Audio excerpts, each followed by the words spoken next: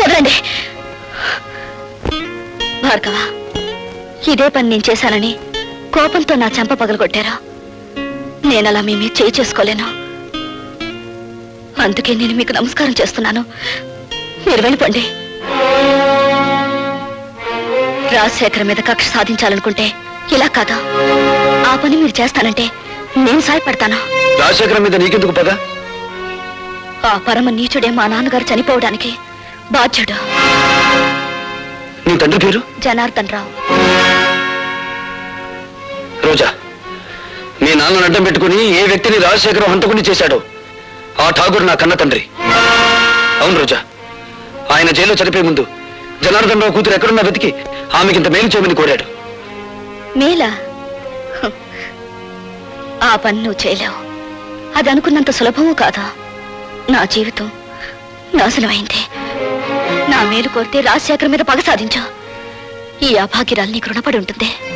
వాడి ఎంత చూసి నీ తండ్రి ఆత్మకు శాంతి కలిగిస్తాను.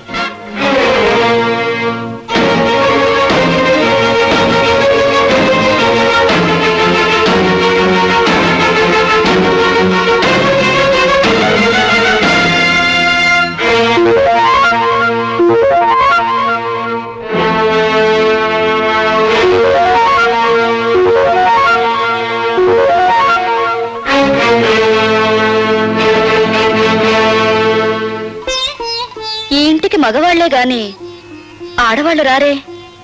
ఇంతకీ ఎవరు మీరు? నీలా తీగిన గాలిపటాన్ని కాదు, నీలా ఇంగిలి విస్తరాకుని కాదు. ఉపమానాలు విసురుతున్నారు. మీరు రచయిత్రా? నేనెవరైతే నేనులే. నువ్వేం చేయకూడదో చెప్పిపోవడానికి వచ్చాను. నాకు శాసించడమే అలవాటు గాని శిరసా వహించడం అనేది చేత కాదు. ఆ పొగరే నీ కళ్ళు నీ నెత్తి మీదకి వచ్చేలా చేసింది. నెత్తి మీద మా కళ్ళు లేకపోతే ఆకలి పెంచుకుంటూ వచ్చే రసికులందరూ మా కాళ్ళు పట్టుకోరుగా. నువ్వు ఆడదానివా, ఆడించేదానివా? ఆటలు ఆడిస్తాను, రాగాలు తీయిస్తాను, నవ్వులు నవ్విస్తాను. ఏడవకుండా ఇతరుల్ని ఏడిపించగలవు కూడా. అవునా? నువ్వు ఒట్టి రచయిత్రవే అనుకున్నాను. శూర్పణఖలా ఉన్నావే. కాదు, రాముణ్ణి ప్రేమతో కోరుకుంటున్న సీతను నేను, కామంతో దోచుకోవాలనుకుంటున్న శూర్పణఖవి నువ్వు. నా మీదంత నింద వేస్తున్నావే. నీకేం ద్రోహం చేశాను? ప్రేమ పెళ్లి అనే పదాలకు అర్థం తెలుసుకుంటే నువ్వు నాకేం ద్రోహం చేసావో నీకే తెలుస్తుంది. ప్రేమ ప్రేమ అనే పదానికి అన్నప్రాసన రోజునే నీళ్లు వదులుకున్నాను. పెళ్లి అనే మాటకి అక్షాభ్యాసం నాడే అర్థం మర్చిపోయాను. శీలాన్ని సమర్థబంతిలోనే చుట్టి వీధిలోకి విసిరిపారేశాను. అవేమీ ఇక్కడ దొరకవు. సుఖం భోగం అనే రెండు మాత్రమే ఇక్కడ దొరుకుతాయి. మీ చేతుల్లో చిక్కుకున్న విలాస పురుషుల భార్యల కన్యలు దొరకవా ఇక్కడ? మీరు భార్గవ భార్య? ఆ అదృష్టానికి నువ్వే దూరం చేస్తున్నావు. చూడండి, భార్యకు భర్త మీదే అధికారం ఉంటుంది, కానీ విలయానికి ఊళ్ళో వాళ్ళందరి భర్తల మీద అధికారం ఉంటుంది. షడప్! కోపం దేనికి? ఇంకా పెళ్ళవకుండానే ఆయన మీద నువ్వు అధికారం చేయాలనుకుంటే నా పక్కదాకా వచ్చాడే, మరి నేనెంత అధికారం చెలాయించాలి? విలయాలకి ప్రేమ విలువ తెలీదు. గుప్పెడు మల్లెపూలతో, అప్పు తెచ్చుకున్న నవ్వులతో, దాచిపెట్టుకున్న వయసుతో మగవాణ్ణి సొంతం చేసుకోవాలని చూస్తారే గాని గుప్పెడు మనసుతో కాదు. ఆ మనసు నాకుంది. ప్రేమించిన వాడు దూరం అయినప్పుడు ఆ మనసు పడే తపన, ఆవేశాన్ని ఈ ప్రపంచంలో ఏ శక్తి ఏమి చేయలేదు. నువ్వెంత అమ్ముడు పోయే ఆడదానివి. భగవంతుడా, జైల్లో రాక్షసు లాంటి మనుషుల మధ్య బ్రతికొచ్చిన మా అన్నయ్య మానవత్వాన్ని మర్చిపోయేలా ఉన్నాడు. మళ్ళీ మంచి మనిషి కావాలని దీవించు స్వామి.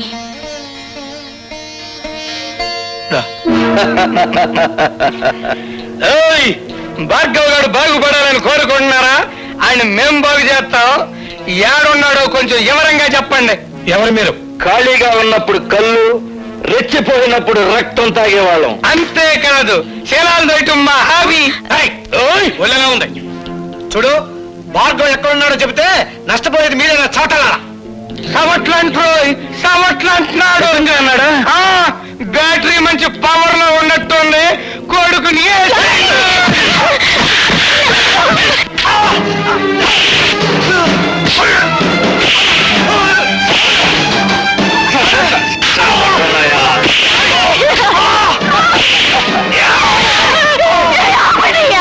అయ్యో భగవంతుడా,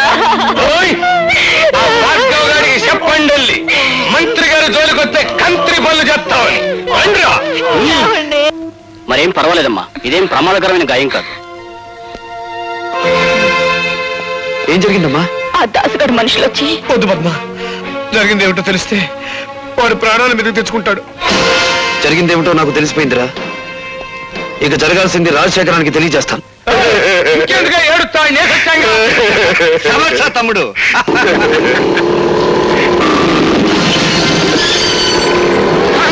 వాడు పోట్లకి ఎత్తాక బుసలు కొట్టుకుంటూ వచ్చేస్తాడు. దాసు, వాడు లోపలికి రాకుండా ఒళ్ళు హోలంచే తమ్ముడు.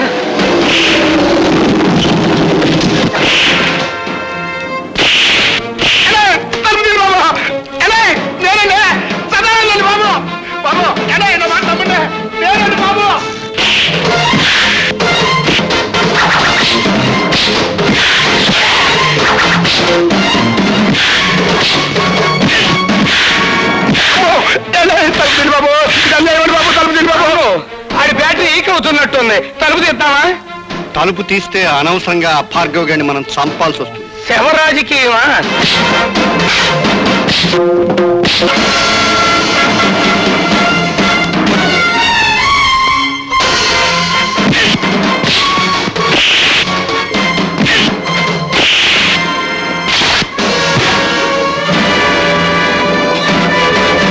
రాజశేఖరం, ఏ ప్రాణాలు తీసే నీకు ప్రాణభీతి పుట్టుకొచ్చిందా?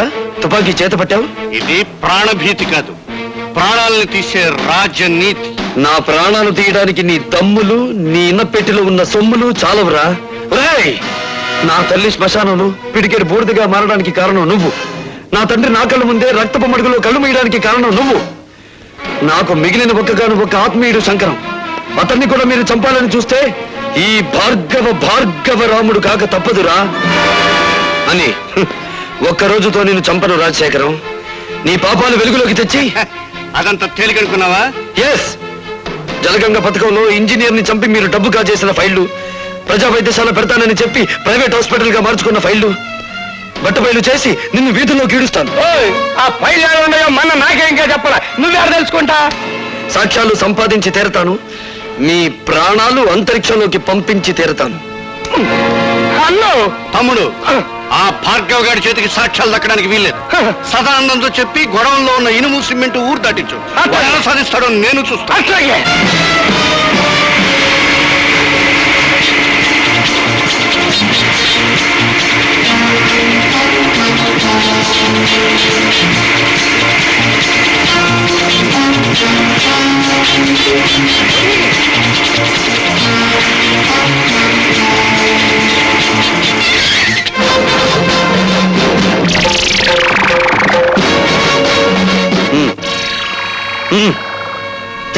వస్తానండి. ఏంటండి? పిచ్చిగాడిద, ఊరు దాటించాల్సింది శవాల్ని గాని సాక్ష్యాల్ని కాదురా. పద పోలీస్ స్టేషన్.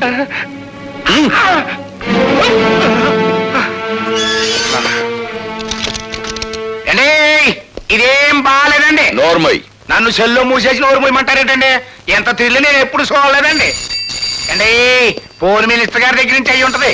పోలీస్ స్టేషన్ లో భోజనానికి ఇబ్బంది, ఓ మంచి క్యారియర్ పంపించమనండి. హలో, నేను మినిస్టర్ గారి తమ్ముడిని మాట్లాడుతా ఉన్నా. ఏమిటి? ఏంటో బ్యాటరీ మంచి ఛార్జింగ్ లో ఉందా? మా సదానందాన్ని బొక్కలో దొరికించావట. నీ ఒంట్లో ఎలా ఉంది? మనకేంటి, మన బ్యాటరీ ఎప్పుడు మంచి ఛార్జింగ్ లోనే ఉంటది. ఛార్జ్ షీట్ ఎప్పుడు పెడదావా, నువ్వెక్కడ దొరుకుతావా నేను ఎదురు చూస్తున్నాను. మినిస్టర్ గారి తమ్ముడితో మాట్లాడుతున్నానని జ్ఞాపకం పెట్టుకో. 10 ఏళ్ల క్రితం రాజుల రోజులు నడిచేయి, ఇప్పుడు రాజకీయాల రోజులు నడుస్తున్నాయి. అధికారం మాది, సొమ్ము మాది, సోకు మాది, శిక్ష కూడా మీదే. అబ్బా ఇసిగిచ్చమాహయ్యా. సదానందాన్ని వదిలేస్తావా? మొన్నయ్య చేత టెలిఫోన్ లో మాట్లాడించమంటావా? నువ్వెవరితో మాట్లాడినా వాడు 7 చువ్వలు దాటి రాడు. Put off the telephone. నీ బ్యాటరీ ఈక్స్ చేయలేకపోతే నేను మినిస్టర్ గారి తమ్ముడినే